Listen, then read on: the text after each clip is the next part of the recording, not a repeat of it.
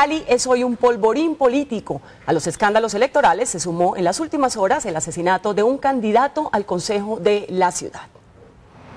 En este sector del sur de Cali fue asesinado el candidato al consejo Nicolay Vera Rico, de 35 años. Según las autoridades, el aspirante se encontraba en una venta de minutos de celular cuando un sicario acabó con su vida.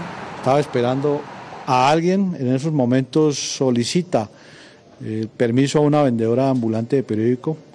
Este está leyendo la prensa cuando se le acerca un sujeto con un arma de fuego y le propina 2 impactos en la cabeza. El candidato estaba inscrito en el Movimiento de Inclusión y Oportunidades Mío y no se conocían amenazas en su contra. Se evidencia que no había recibido amenazas por su condición política. Representantes del Movimiento Mío rechazaron este acto de violencia. Lo rechazamos enfáticamente, el execrable crimen, asesinato de un candidato, un miembro de nuestra organización política, pero no solamente porque sea de nuestra organización política, sino que es un ataque bárbaro contra la democracia en Colombia y contra la democracia en la ciudad de Cali. Por su parte, las autoridades han ofrecido una recompensa de hasta 20 millones de pesos a quien dé información que permita esclarecer este hecho. Desde Cali, Andrea Holguín, Noticias Caracol. Las denuncias del presidente Santos sobre corrupción electoral en el Valle ya generaron las primeras decisiones. El director del Censo Electoral, Holman Ibáñez, fue removido de su cargo. Además, se ordenó el traslado de 19 funcionarios de la registraduría de ese departamento. La fiscal Vivian Morales recibirá la versión de los candidatos que denuncian que les pidieron plata a cambio de certificar las firmas. En este comunicado, el registrador nacional adopta las primeras medidas luego de las denuncias de soborno hechas por los aspirantes a la alcaldía de Cali, Rodrigo Guerrero y Susana Correa. El director del Censo Electoral, Holman Ibáñez, fue removido del cargo. Pasa ahora a la Dirección Nacional de Registro Civil y será reemplazado por José Ignacio Córdoba, exsecretario de la Superintendencia de Sociedades.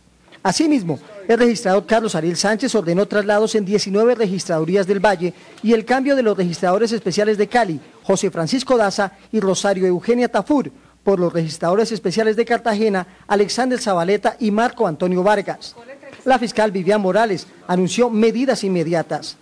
Ellos han manifestado su interés de declarar en la Fiscalía sobre las personas que presuntamente los constriñeron. El presidente Juan Manuel Santos pidió celeridad en la investigación. No vamos a permitir corrupción en ningún frente, y mucho menos en la parte electoral que tiene que ver con la legitimidad de nuestra democracia. Según la registraduría, los movimientos en la entidad buscan facilitar el avance de la investigación disciplinaria. A este escándalo se sumó otro hecho. Una concejal de Cali divulgó una fotografía en la que aparece la registradora de la ciudad en un acto político con el hijo del congresista Roy Barreras, quien aspira a una curul en el Consejo de la ciudad. La concejal de Cali, Juliet del Pilar Reina, mostró esta fotografía para denunciar que la registradora municipal, Rosario Tafur, participó en una reunión política del aspirante al consejo, Roy Alejandro Barreras. Vemos cómo la registradora de Cali participa abiertamente de un acto de proselitismo, de política, con un candidato al consejo que hoy está en la contienda, que hace parte del partido de la U, y pues realmente nos parece poco ético. Según la concejala, otras 2 fotografías que también estaban colgadas en el Facebook del candidato, se ven la publicidad política del aspirante. Se ve un evento político con publicidad política puesta en el sitio, donde aparece el candidato a la asamblea, el candidato al consejo, y aparece la registradora en primera fila. El candidato al consejo, Roy Alejandro Barreras, asegura que a esta reunión no fue invitada la registradora y que además era de carácter social.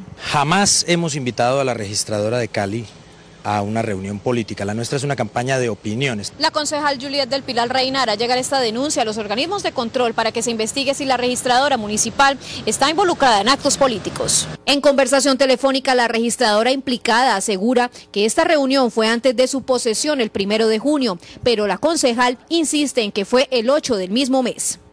Y de Cali regresemos a Bogotá. Atrapados quedaron los pasajeros de un taxi que se accidentó en el centro de Bogotá. Según los testigos, el conductor, que excedía la velocidad, quiso evitar un puesto de control de la policía y se volcó. Esta madrugada, el equipo de Noticias Caracol fue testigo del drama que vivieron 3 personas que se accidentaron en el centro de Bogotá. El taxista, que salió expulsado por una de las ventanas, se encontraba malherido en la parte trasera de su carro. Los bomberos oficiales, la Defensa Civil y la Policía Nacional rescatan a uno de los pasajeros que quedó atrapado dentro del vehículo. Permiso. El primero en ser rescatado fue uno de los pasajeros. Tranquilo, Víctor, tranquilo, no se preocupe, por precaución. 30 minutos después, los socorristas lograron sacar con vida a la otra tripulante del carro. Vamos organizando baticos. No podía salir por sus propias condiciones, ¿no? Entonces era necesario colaborarle para poderla sacar en buen estado. Según los testigos, el accidente se produjo por culpa del taxista que intentó evitar un puesto de control de la policía. El man pues no quiere el retén aquí porque aquí hay un retén. Sí. Tal vez el man venía como algo así, pero entonces los manes venían tomados. Las 3 personas heridas fueron remitidas al Hospital San José y a la Clínica Santa Clara. Un crimen pasional tiene conmocionados a los habitantes de un barrio del sur de Bogotá. Un hombre citó en una panadería a su exnovia para asesinarla. Minutos después y ante la mirada de varias personas, se suicidó. Por una desilusión amorosa, un hombre de 30 años acabó con la vida de su exnovia y luego se suicidó. En una esquina del barrio San Carlos, el sujeto citó a la mujer que hasta hace unas semanas era su compañera sentimental. Ellos estaban hablando normal. Y ya cuando el muchacho saca y le dispara en varias oportunidades en el pecho. Hacia las 5 de la tarde, los habitantes del barrio Tunjuelito vieron ingresar a los 2 jóvenes a esta panadería. 15 minutos después se escucharon 5 disparos. Sin que se presentara ninguna discusión y ante la mirada del propietario del local y de una mujer, el hombre la emprendió contra la joven. Al ver a su exnovia en el piso, le disparó nuevamente y luego se suicidó. Entonces la muchacha grita, se levanta y sale corriendo, cae en la puerta de la panadería y es cuando el muchacho le pega el tiro en la cabeza, o sea, a matarla, y él se pegó el tiro en la cabeza y ahí quedó. La policía encontró en el sitio los 2 cuerpos y el arma con el cual se cometió el crimen. Las 2 personas estaban indocumentadas, pero según los vecinos, ellos vivían en el sector desde hace varios años. Al parecer, el asesino estudiaba en una universidad privada de la capital. El Ojo de la Noche también registró la incautación de decenas de uniformes camuflados que iban con destino a las FARC en el Meta y que eran transportados en un bus de servicio intermunicipal. 11:05 de la noche, hace 20 minutos que el Ejército Nacional y la policía de la localidad de Usme retuvieron este bus en el kilómetro 0 de la vía al llano. El grupo de inteligencia del Ejército sabía que al interior de la flota escondían implementos que son de uso privativo de las fuerzas militares. Luego de requisar todo el vehículo, los uniformados encontraron varios uniformes que estaban dentro de una maleta de color negro. Los encontramos en la bodega, un total de 30 camuflados. De inmediato, el conductor y los pasajeros fueron retenidos preventivamente. Los uniformes, al parecer, iban a ser entregados a uno de los frentes de las FARC que operan el Meta. Una vez más, neutralizamos estas estructuras que están apoyando logísticamente al bloque oriental de las FARC. Hace un mes y en este mismo punto, el Ejército encontró munición y en otro bus intermunicipal. 3 personas, entre ellas un niño de 5 años, resultaron heridas en Tumaco, Nariño, por la explosión de una granada. El artefacto fue lanzado por desconocidos en el sector del Puente del Pindo, en el puerto nariñense. Los heridos fueron trasladados hasta el Hospital San Andrés. Las autoridades están tras la pista de los responsables de este hecho que se suma a 2 atentados perpetrados por las FARC en las últimas semanas en este puerto sobre el Pacífico. Se enredó aún más el caso del joven grafitero muerto el sábado en un confuso incidente con la policía en el norte de Bogotá. El conductor de una buseta que supuestamente fue asaltada dice que el adolescente participó en el atraco. Los familiares del muchacho insisten en que es inocente y advirtieron que se trata de un montaje. Como Jorge Narváez, fue identificado por la policía el supuesto conductor de la buseta asaltada, quien aseguró que en el barrio Castilla, sur de Bogotá, recogió a 3 jóvenes. Volteando hacia la Cruz Los Lagartos, hacia la 127, ahí sobre el Cruz Los Lagartos, ahí un muchacho me encañonó. Se me arrodilló ahí por la cabina, me dijo, dele despacio, haga lo que le digo. Empezó una muchacha con un cuchillo y empezó a atracar, a quitarle todos los pasajeros. Durante el asalto vio la cara de uno de los supuestos delincuentes, según el transportador. Uno de ellos era el menor, Diego Becerra. El muchacho del asalto, sí señor. Yo lo tuve frente mío, o sea, lo tuve ahí al lado mío, mejor dicho. yo lo reconocí a él. Atraco que también fue confirmado por una víctima que se movilizaba en esa misma buseta y que alertó a la policía a través de la línea 123. Son 3 tipos y una mujer, la mujer está bien vestida. Audio que fue cuestionado por el padrastro del menor, quien insistió en que su familiar fue asesinado por un policía.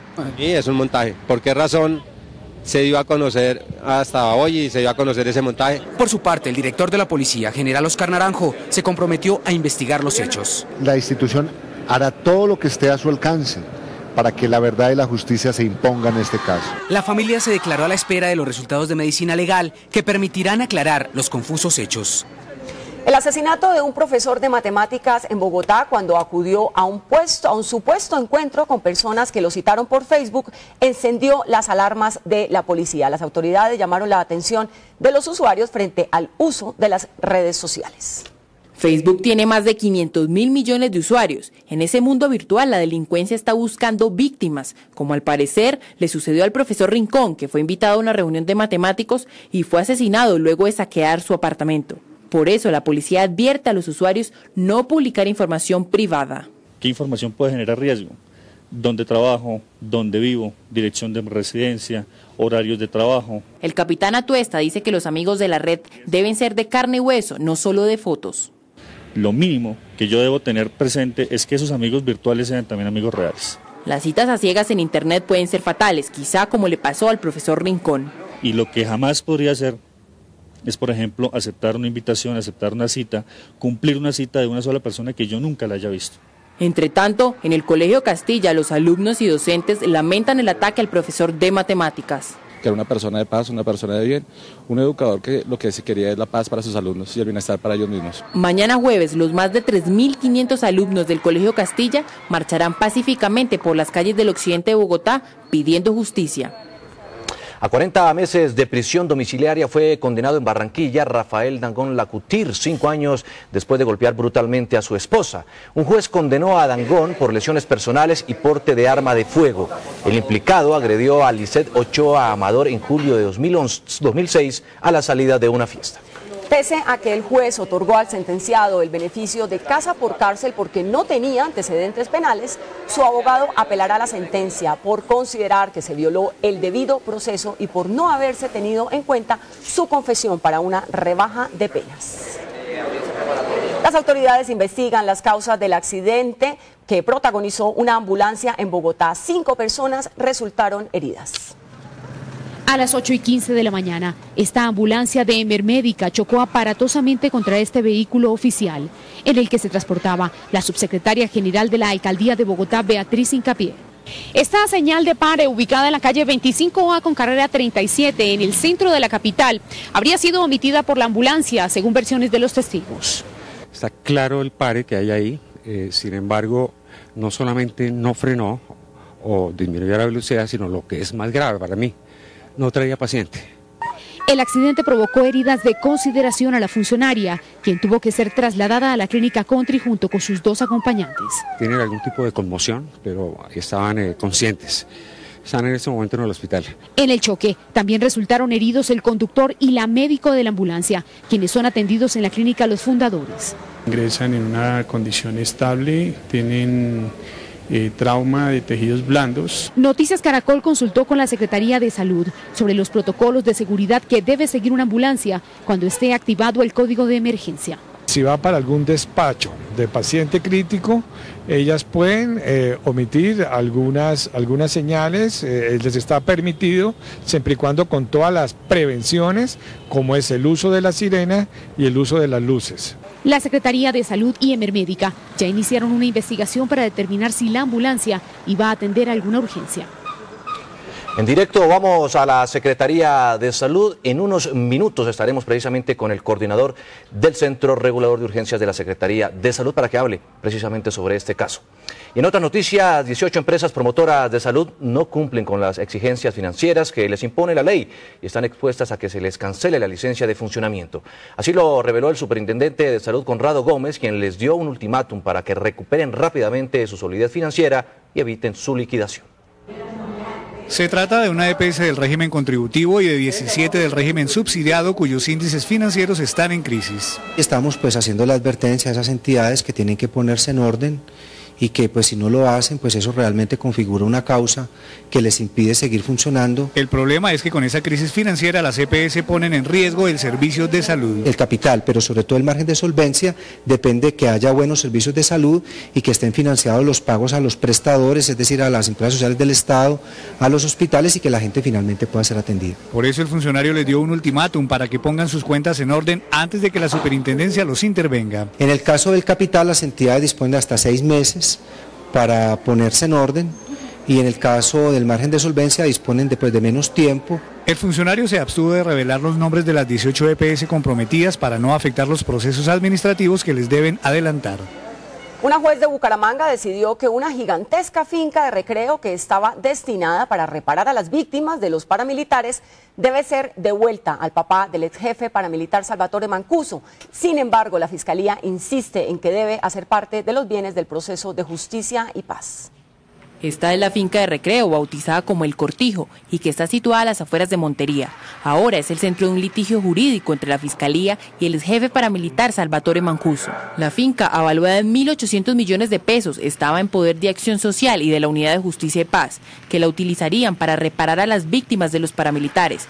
Pero un tribunal de Bucaramanga ordenó que sea regresada al padre del exjefe paramilitar extraditado a los Estados Unidos. Aunque la finca aparece a nombre de Salvatore Mancuso, el exjefe paramilitar alega que le pertenece a su padre desde hace 20 años.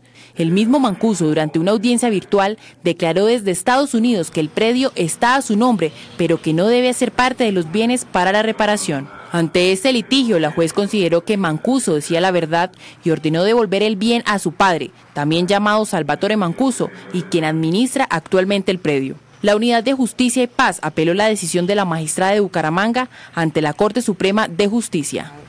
Un trabajador murió y otros 2 resultaron heridos cuando adelantaban labores en uno de los túneles que se construyen en la vía Cajamarca-Calarcá. El hombre murió sepultado por un desprendimiento de tierra. El accidente se presentó en uno de los túneles de la doble calzada entre Cajamarca y Calarcá y que conectan con el túnel central del Alto de la Línea. Hay una caída de material. Por gravedad se desprende del talud y eso fue lo que nos ha sucedido, nos causó la tragedia, un caso fortuito, lo golpeó justo cuando él estaba ya retirándose de esa actividad. Estos jóvenes trabajadores dicen que un milagro los salvó de morir sepultados. Pues un milagro y por otro lado, pues, ¿qué le digo? Preocupado por mi compañero también. La misma suerte no tuvo John Jairo Marín, un joven de 24 años que murió antes de llegar al hospital. Paciente que llega con pupilas midriáticas, sin presión, sin frecuencia cardíaca y sin frecuencia respiratoria. Este paciente tuvo una compresión torácica. Desde ya la Unión Temporal Segundo Centenario, empresa encargada de la obra, anunció una investigación para establecer si el accidente se presentó por fallas humanas. El gobierno le cerró la puerta a la posibilidad de que el sector privado pueda invertir en las universidades públicas, tal y como lo había contemplado en el proyecto de ley de reforma educativa. Así lo anunció el presidente tras un encuentro con delegados de los partidos de la Unidad Nacional. Los partidos de la Unidad Nacional le expresaron al presidente Juan Manuel Santos varios reparos sobre el proyecto de reforma a la educación superior que dejaba abierta la puerta para que los sectores privados invirtieran en las universidades públicas. Por eso el gobierno desistió en su propuesta. Y ese es el único punto donde no existe un consenso con las comunidades académicas y con los rectores de las universidades. Entonces el gobierno decidió acoger la iniciativa de la Mesa de Unidad y vamos a presentar el proyecto sin ese componente. La ministra de Educación, María Fernanda Campo, dijo que esta decisión no afectará la calidad de la educación superior. Para el año 2012, 13 y 14 habrán recursos adicionales por valor de 1.5 billones de pesos públicos adicionales para financiar la educación superior. Pero además, el proyecto contempla otros beneficios. Para financiar a los jóvenes más pobres de Colombia a través del ICETEX, se tiene un presupuesto, si se aprueba la reforma, de 800.000 millones de pesos. Eso que permitirá tener tasa de interés subsidiada igual a 0 para los jóvenes más pobres, que se le condone un porcentaje de su crédito, que se le condone la totalidad del crédito si las evaluaciones son muy buenas. El proyecto de reforma a la educación superior será presentado al Congreso de la República en los próximos días. La fiscal general de la Nación, Vivian Morales, anunció que iniciará de nuevo la investigación contra el exministro de Protección, Diego Palacio, por el escándalo de la GIDIS política. La jefe del ente acusador anunció que asumirá directamente la investigación contra el exfuncionario del gobierno Uribe, luego de que hace unas semanas la Corte Suprema de Justicia anulara el proceso por el mismo escándalo contra el exministro Sabas Pretel de la Vega. La fiscal general dijo que retomará ella misma la investigación contra los dos exfuncionarios señalados de ofrecer dádivas a la exparlamentaria Gidis Medina para que votara a favor de la reelección del expresidente Uribe. La Procuraduría ahora demandará la investidura de la ya destituida exsenadora Piedad Córdoba. Según el Ministerio Público, la exparlamentaria liberal habría aportado dinero a una campaña política. Para el Ministerio Público está acreditado que Piedad Córdoba realizó un aporte de 25 millones de pesos a la candidatura de Ricardo Antonio Montenegro cuando se desempeñaba como senadora de la República, por lo que con su actuación la exsenadora incurrió en falta disciplinaria y en causal de pérdida de investidura. Sostiene el Ministerio Público que, de acuerdo con las pruebas testimoniales y documentales de la Comisión Nacional Electoral, del partido del candidato y de su propia campaña, antes del 14 de marzo de 2010, la entonces senadora habría hecho esa contribución al citado candidato del Atlántico. De otra parte, la Procuraduría General de la Nación ordenó evaluar los presuntos vínculos de Piedad Córdoba con el grupo ilegal de la FARC a partir de los registros hallados en los dispositivos técnicos e incautados en la Operación Sodoma, en la que fue abatido Víctor Suárez Rojas, alias Mono Jojoy. Investigado por la desaparición de 50 personas, fue capturado por el CTI el coronel retirado del Ejército, Juan Carlos Castañeda Villamizar. La captura se produjo en Bogotá, cumpliendo una orden de la Fiscalía que lo investiga por los delitos de homicidio, desaparición forzada, desplazamiento forzado y concierto para delinquir. Castañeda Villamizar, quien se desempeñó como agregado militar en Brasil y como comandante del batallón 44 Ramón Nonato Pérez de la Brigada 16, fue cuestionado por asistir al matrimonio de un narcotraficante. También es investigado por apoyar a un grupo de autodefensas del Casanare que asesinó a 50 personas en las poblaciones de Receptor y Chámeza entre los años 2002 y 2003. En graves disturbios terminó la protesta de un grupo de desplazados que hace 3 meses fueron desalojados del Jarrillón del río Cauca en Cali. Unas 200 familias de desplazados bloquearon durante más de una hora la avenida Ciudad de Cali, una de las principales vías del oriente de esa ciudad.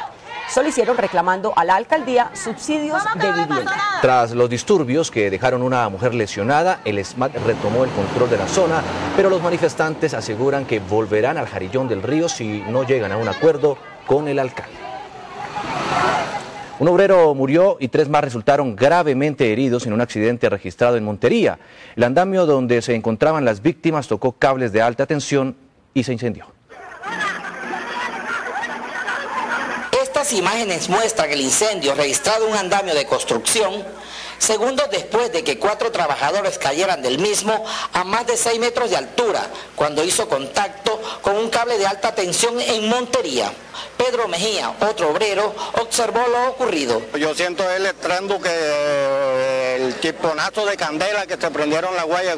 Cuando yo miro veo al muchacho guindado en la guaya. La tragedia dejó una persona muerta y 3 más heridas.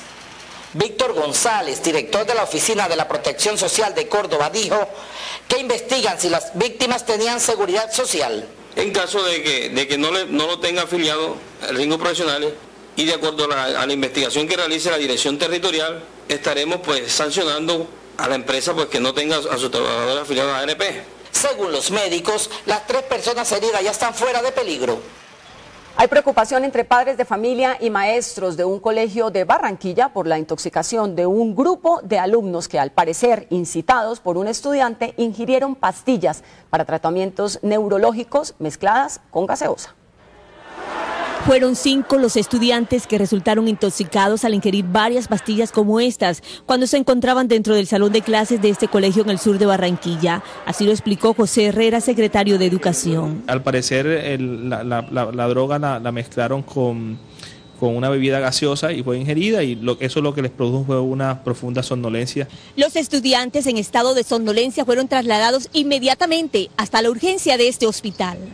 Hasta allí también llegaron desconcertados sus familiares. Allá en el colegio se tomó una gaseosa y en la gaseosa me imagino que tendría que tener lo que lo puso en ese efecto. Según el director del centro asistencial, los jóvenes de 14 y 15 años tomaron un medicamento de uso restringido. La clozapina es un medicamento que sirve para manejar el tipo de patología, más que todo neurológica, y solo se prescribe por especialistas del ramo. Las investigaciones adelantadas por autoridades y las directivas del colegio ya arrojaron los primeros resultados. Se tiene conocimiento de que uno de los estudiantes fue el que les dio la droga a los demás estudiantes y bueno, ya el estudiante fue puesto a disposición de la policía de menores. Los estudiantes intoxicados continúan bajo observación médica.